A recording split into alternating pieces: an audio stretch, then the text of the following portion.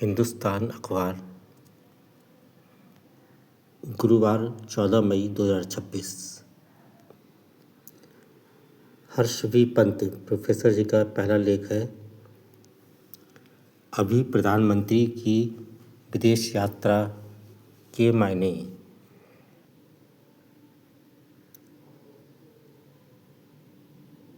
प्रधानमंत्री नरेंद्र मोदी 81 से समय के 5 देशों की महत्वपूर्ण यात्रा पर जा रहे हैं, जब अंतर्राष्ट्रीय व्यवस्था में गहरी उथल-पुथल मची हुई है।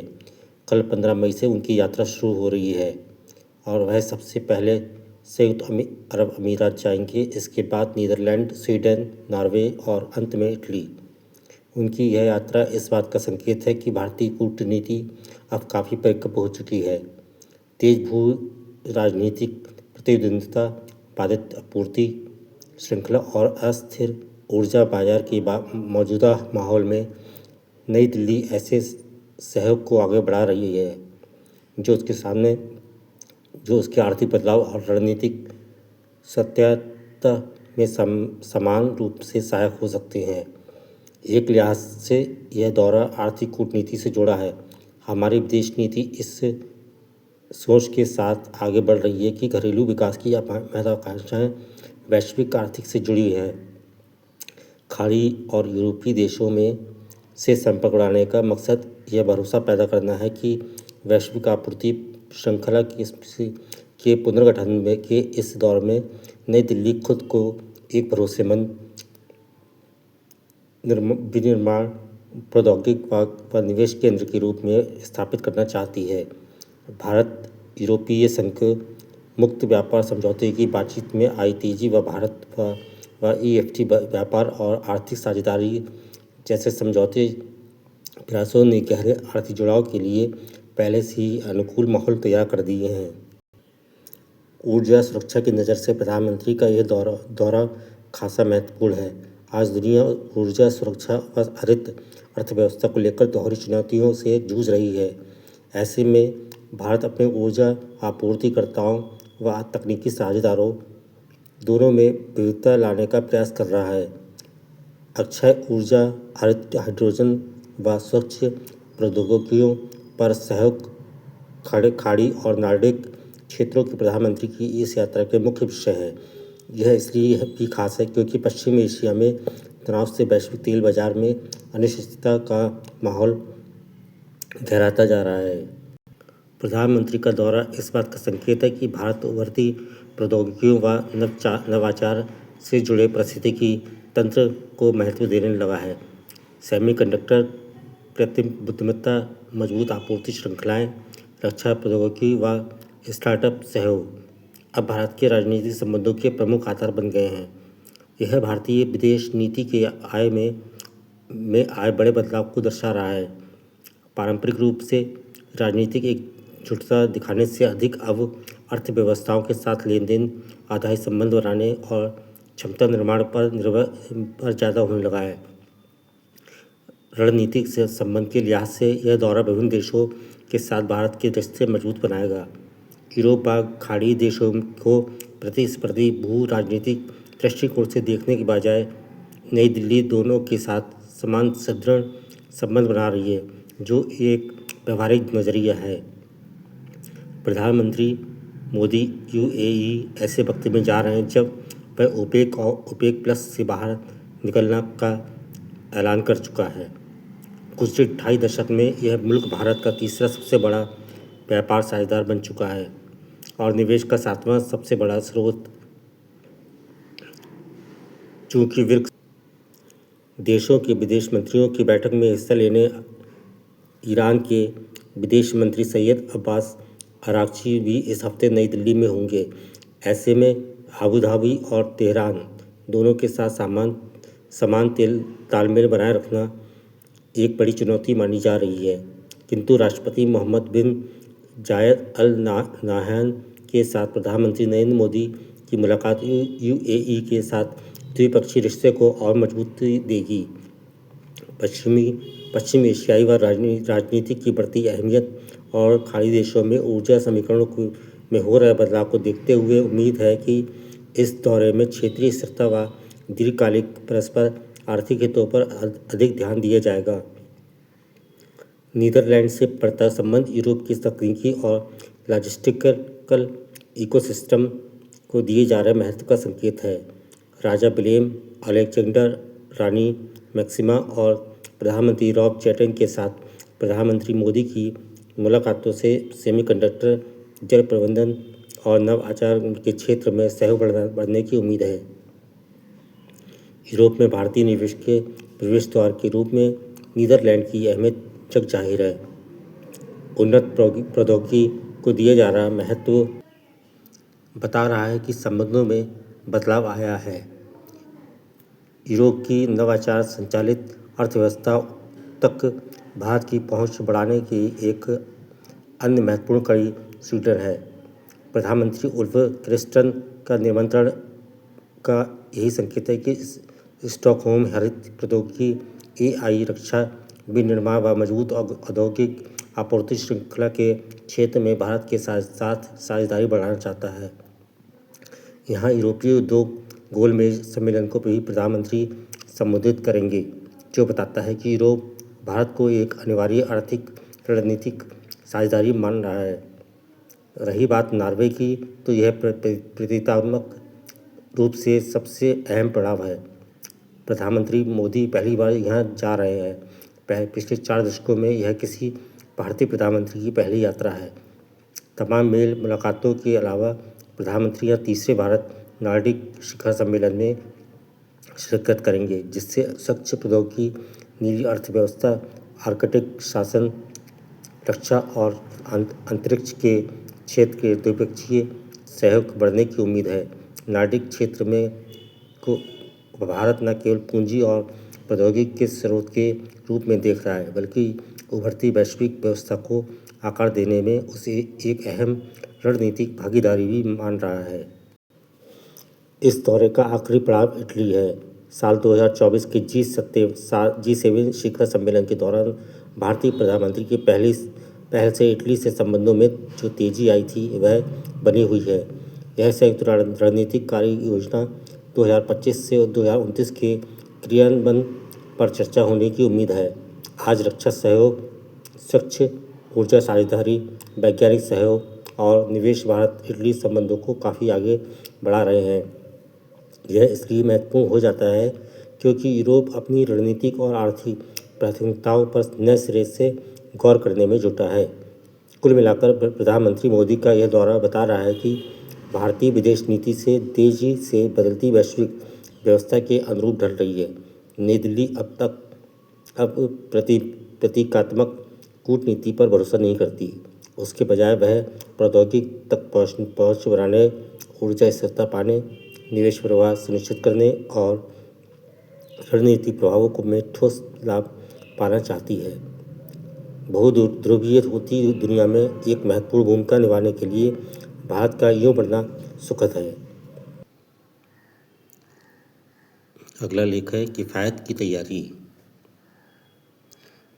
पश्चिम एशिया में तनाव की वजह से भारतीय अर्थव्यवस्था पर दबाव बढ़ने लगा है। सरकार ने इस दबाव को घटाने के प्रयास तेज कर दिए हैं।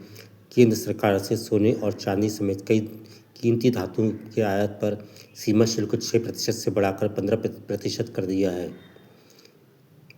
इस कदम से सोने के आयात पर कुछ लगाम लगेगी और साथ ही देश में सोने की खरीद भी घटेगी। अभी यह बताना संभव नहीं है कि प्रधानमंत्री की अपील के बाद सोने की खरीद कितनी घटी है, लेकिन सोने की कीमत बढ़ती मालूम पड़ रही है। विशेषज्ञों ने अनुमान लगा लिया कि सोने के भाव में वृद्धि होगी। इसी क्रम में बुधवार को वायदा कारोबार में सोने की कीमत 9,723 रुपये बढ़कर 1,63,000 प्रति 10 ग्राम हो गई है। चांदी की कीमत भी बढ़ने लगी है और यह 3 लाख रुपये प्रति किलोग्राम के पार बनी रहे तो अचरज नहीं। कई लोग मान रहे हैं कि सोना ना खरीदने की अपील हुई है, चांदी खरीदने से नहीं रोका गया। आशंका है सोने का भाव भले ठहर जाए पर चांदी में तेजी रहेगी। बहरहाल सरकार को उम्मीद है कि सोना पर आयात शुल्क से लाभ हो सकता है। ऐसे पहले भी हुआ है, मात्र इस उपाय से पूरी अर्थव्यवस्था को राहत नहीं मिलने वाली। सरकार को स्थितियों को संभालने के लिए अनेक कदम उठाने पड़ेंगे और वह क्रमवार फैसले लेने की तैयारी में दिख रही है। वैश्विक अनिश्चितता के माहौल में व्यापक आर्थिक स्थिरता बनाए रखने, विदेशी मुद्रा बचाने और गैर जरूरी आयात को नियंत्रित करने के उद्देश्य से कदम उठाने की जरूरत है। अभी तक पश्चिम एशिया के संकट का आम लोगों पर बहुत ज़्यादा प्रभाव नहीं पड़ा है। रसोई गैस की कीमत और किल्लत से देश का एक वर्ग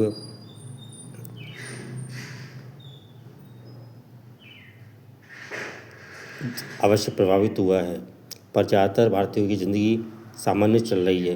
प्रधानमंत्री और उत्तर प्रदेश के मुख्यमंत्री की अपील से यह अंदाज़ा लगाना मुश्किल नहीं है कि सीएम की तैयारी सभी को कर लेनी चाहिए। यहाँ यह उम्मीद जरूर की जा सकती है कि सरकार अचानक से कोई बड़ा फैसला ना ले। कड़े फैसले भी क्रमवार लेने चाहिए। एक न्यू नॉर्मल कोरोना लॉकडाउन से गुजरते हुए बहुत मुश्किल से बना था, पर लॉकडाउन जैसी परेशानी फिर भी नहीं खड़ी होनी चाहिए। तब लॉकडाउन की वजह से वर्ष 2021 से 2022 और 2023 में भारतीय सकल घरेलू उत्पाद में 12% की कमी आई। बड़े पैमाने पर नौकरी गई थी, तनख्वाह में कटौती हुई थी। ऐसा बहुत कुछ हुआ था जो दुखद था। वैसा दोबारा नहीं होना चाहिए। पूरा अभियान संसाधन बचाने पर केंद्रित हो, परेशानी बढ़ाने पर नहीं। जरूरी सेवा पर भी खास नज़र रखने की ज़रूरत है ताकि मुश्किल समय देखकर बेईमानी न शुरू हो जाए। मिसाल के लिए कोरोना के दौर में हमने चिकित्सा कर्मियों को मरीजों की सेवा में जान गंवाते हुए देखा है, तो यह स्याह कारोबार करते हुए भी देखा है। आपदा में अवसर का मतलब कहीं भी जमाखोरी, कालाबाजारी ना हो। यह सिविक सेंस का परिचय देते हुए एक दूसरे का सहारा बनने का समय है। जमीनी बदलाव के बजाय मौद्रिक उपायों को तरजीह मिले तो हम आर्थिक तनाव से निपट लेंगे। ऐसे में यह खुशखबरी है कि सोने चांदी पर आयात शुल्क बढ़ने से रुपया बुधवार सुबह अमेरिकी डॉलर के मुकाबले अपने सर्वकालिक निचले स्तर से 16 पैसे चढ़कर 95.52 पैसे पहुंच गया है। निसंदेह सक्षम लोगों को सहर्ष संकट का सामना करना चाहिए ताकि कम सक्षम लोगों पर ज़्यादा आश ना आए। अगला लेख है मनसावाचक कर्मणा से। ये ओशो का है। क्रोध का निवारण। बुद्ध एक बार किसी गांव के पास से निकल रहे थे। उस गांव के लोग उनके शत्रु थे। हमेशा ही जो भले वो लोग हैं उनके हम शत्रु होते हैं। इस गांव के लोग भी हम जैसे ही होंगे। गांव वालों ने उन्हें घेर लिया, उनका बहुत अपमान किया, उन्हें बहुत गालियां दी। गांव वालों के अपशब्द उनकी गालियां सुनने के बाद उनसे कहा कि आप सबकी बात पूरी हो गई हो तो मैं जाऊं, मुझे दूसरे गांव जल्दी पहुंचना है। वे लोग थोड़े हैरान हुए। बुद्ध ने उनसे कहा, आप सबने थोड़ी देर कर दी।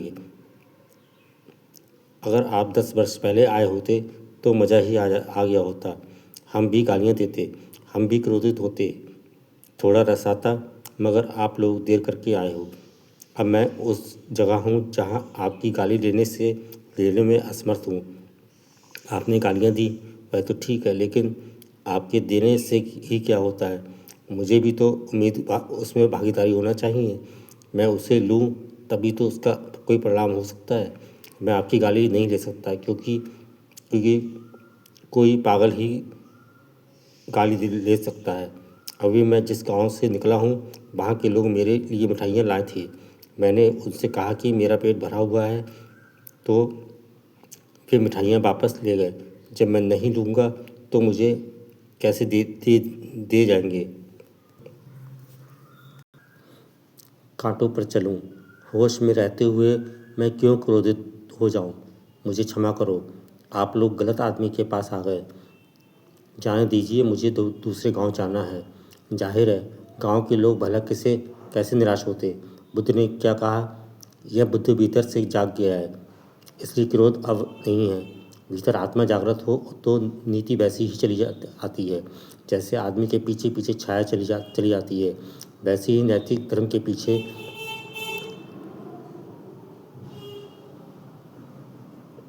चली आती है। अपने आप अनिवार्य रूप से वह तो अपरिहार्य है, यह तो आएगी, इसे लाने का सवाल नहीं है। हम हजारों वर्षों से आदमी को नैतिकता लाने के लिए समझा रहे हैं, इसलिए नैतिकता नहीं आ पाई। आया है पाखंड और पागलपन। नैतिकता धर्म तक नहीं ले जाती, धर्म नैतिकता को ले जाता है। धर्म की सुगंध है नीति। भीतर धर्म का फूल खिलता है तो आचरण में सुगंध फैल जाती है। तब क्रोध मिटाना नहीं पड़ता, क्योंकि वह पाया ही नहीं जाता है। माया दारूवाला वरिष्ठ मानवाधिकार सलाहकार का लेख है। अपनी बेटियों का बल बढ़ाते हुए ही आगे बढ़ेगा बिहार। बिहार के शिक्षा मंत्री ने सार्वजनिक जीवन में महिलाओं की उपस्थिति और उनकी शिक्षा की अहमियत को लेकर जो सवाल उठाए हैं, उस पर लोगों में नाराज़गी है और यह जायज़ भी है। एक मंत्री से, और वह भी शिक्षा मंत्री से, बेहतर समझ की उम्मीद की जाती है। शिक्षा मंत्री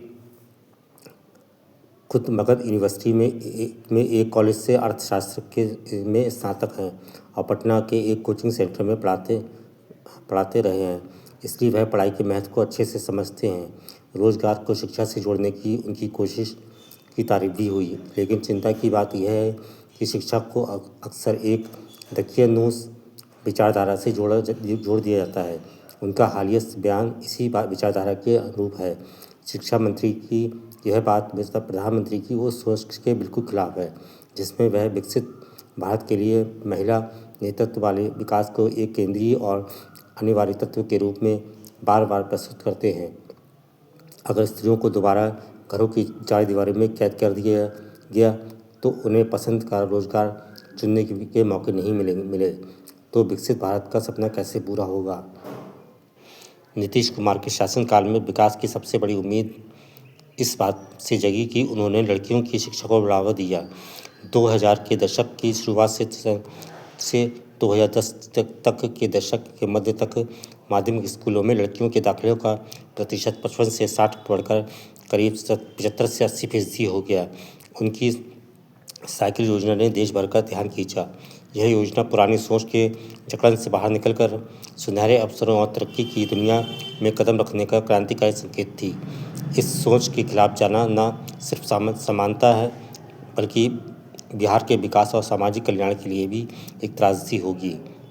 बिहार में कुल बेरोजगारी दर लगभग 10 से 12% है। वहीं महिलाओं के इस मामले में यह करीब 20 से 25% है, जबकि राष्ट्रीय औसत 12 से 15% है। कहने की ज़रूरत नहीं कि जहां महिलाओं को रोजगार भी मिला है, वहां निचले पदों पर कार्यरत हैं और उनकी तनख्वाह भी कम है। इसके बावजूद पिछले 2 दशकों में नीतीश कुमार के शासनकाल में महिलाओं के रोजगार में लगभग 5% की वृद्धि हुई है। मुख्य रूप से शिक्षा के कारण संभव हो पाया। बिहार की 12 करोड़ की आबादी देश की जीडीपी में करीब 8% का योगदान देती है। इसकी तुलना में देखें तो महाराष्ट्र का योगदान, जिसकी आबादी लगभग बिहार के बराबर है, करीब 15% है। वहाँ कार्यबल में महिलाओं की हिस्सेदारी करीब 20% है।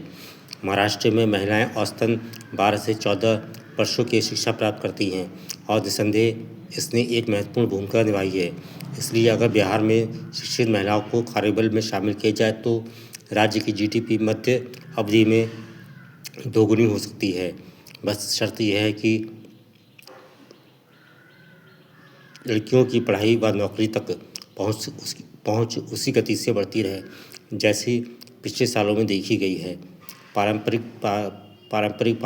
पारिवारिक मूल्यों का सम्मान अच्छी बात है, पर यह स्त्रियों को घर में कैद करने पर आधारित नहीं हो सकता। घर हमेशा स्त्रियों के लिए सुरक्षित ठिकाना नहीं होता। नेशनल क्राइम रिकॉर्ड ब्यूरो की क्राइम इन इंडिया रिपोर्ट 2024 से 2025 के आंकड़ों इस तस्दीक करते हैं कि बिहार में महिलाओं के खिलाफ होने वाले लगभग आधे अपराध जैसे बलात्कार, दहेज प्रताड़ना व उत्पीड़न घर के भीतर ही होते हैं। संख्या के मामले में यह राष्ट्रीय औसत से अधिक है और एक दशक पहले की तुलना में इसमें बढ़ोतरी हुई है। दर्ज अपराधों की बढ़ती संख्या यह भी दिखाती है कि महिलाएं अब अपने उत्पीड़न के खिलाफ आवाज़ उठाने को तैयार है और प्रशासन भी इस पर कार्रवाई के लिए बेहतर रूप से तैयार है। अगला लेख, सोमनाथ में राजेंद्र बाबू। सोमनाथ के कंडरों के बीच एक नया मंदिर निर्मित हुआ है और उस मंदिर में साधु मना डॉक्टर राजेंद्र प्रसाद के हाथों प्राण प्रतिष्ठा संपन्न हुई। सोमनाथ के मंदिर में इतिहास के अनेक उतार चढ़ाव देखे हैं। उसका संबंध ऐतिहासिक काल के साथ ही नहीं बल्कि पौराणिक काल के साथ भी जुड़ा हुआ है। यह वह स्थल है जहाँ भारतीय प्राचीन काल से अपनी श्रद्धा और भक्ति के पुष्प समर्पित करते आए हैं। धर्म के प्रति उनकी यह श्रद्धा आज भी जीवित है और नवनिर्मित सोमनाथ का मंदिर उसी श्रद्धा की गवाही दे रहा है। कालचक्र के प्रभाव में सोमनाथ का मंदिर एक से अधिक बार मिटा और पुनः निर्मित हुआ है। इससे यही प्रकट होता है कि जिस वस्तु से जन हृदय में श्रद्धा और भक्ति का स्रोत प्रभावित होता रहता है उसे बाहरी शक्तियाँ नष्ट नहीं कर सकती। राजेंद्र बाबू ने कहा है कि सोमनाथ का यह मंदिर आज भी अपना मस्तक ऊंचा करके संसार के सामने यह घोषित कर रहा है कि जिसे जनता प्यार करती है, जिसके लिए जनता के हृदय में अक्षय स्नेह और श्रद्धा है, उसे संसार में कोई नहीं मिटा सकता। जब तक इसका आधार जनता के हृदय में बना रहेगा तब तक यह मंदिर अमर रहेगा। सोमनाथ भारतीय संस्कृति का प्रतीक है और भारतीय संस्कृति का एक मुख्य एड़ धार्मिक सहिष्णुता है। हिंदू धर्म अपनी उदारता के लिए हमेशा प्रसिद्ध रहा है। उसके अनुसार यह आवश्यक नहीं है कि परमात्मा की उपासना सब लोग एक ही तरीके से करें। अपनी श्रद्धा और विश्वास के अनुसार भी भिन्न भिन्न मार्गों का अवलंबन कर सकते हैं। जिस प्रकार भिन्न भिन्न नदियाँ अंत में महासमुद्र के गर्भ में समा जाती हैं, उसी प्रकार भिन्न धर्म मार्ग परमात्मा की ओर प्रभावित होते हैं और वहाँ जाकर समाप्त हो जाते हैं। अतः मनुष्य को अपनी आस्था पर कायम रखते हुए अन्य धर्मों के प्रति आदर और सहिष्णुता की वृत्ति रखनी चाहिए। धार्मिक असहिष्णुता और कट्टरता ने धर्म के नाम को कलंकित किया है। गांधी जी ने इसलिए सब धर्मों के प्रति आदर भाव रखने की शिक्षा दी थी और राजेंद्र बाबू ने सोमनाथ मंदिर की प्राण प्रतिष्ठा करते हुए भारतवासियों के से अनुरोध किया है कि हमारे देश में जितने भी संप्रदाय और समुदाय हैं उनके प्रति आदर का व्यवहार करें। समाचार समाप्त।